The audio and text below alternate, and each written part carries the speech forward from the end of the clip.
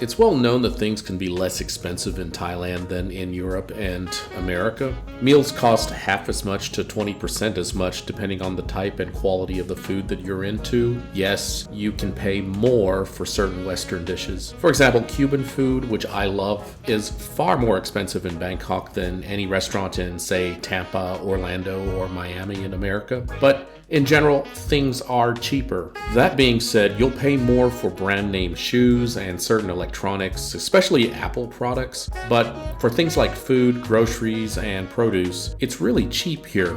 One thing that I've always liked is that houseplants and garden plants tend to be very cheap here as well. There are certain trees and certain plants that are considered exotic in the States, which you would pay a lot more for, that are really cheap and common here. My mother has a green thumb and has always been good at gardening, as well as my grandmother. She was really good at gardening as well. I have fond memories of her walking through her garden and just basically spending time with her plants because she didn't like spending time with people in general. Apparently, most of my family has this talent, while I unfortunately don't. Don't get me wrong, I'm not so bad that I'd be able to kill, say, a cactus or bamboo, but my ability to keep and maintain houseplants is hit or miss. I'm learning in fits and starts, needless to say. We stopped by this nursery here and she picked out 4 plants and she purchased 3 potting soil bags for around $10 USD. Not bad.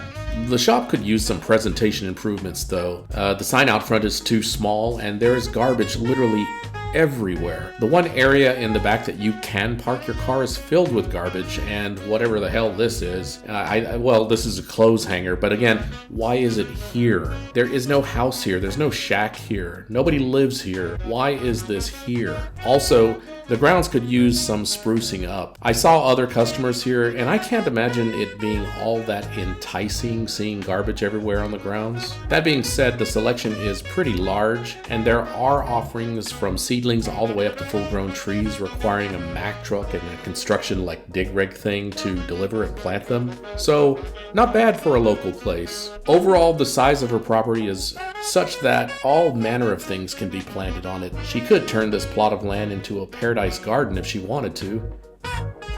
Not a bad little Christmas outing here in Thailand. Merry Christmas, everyone.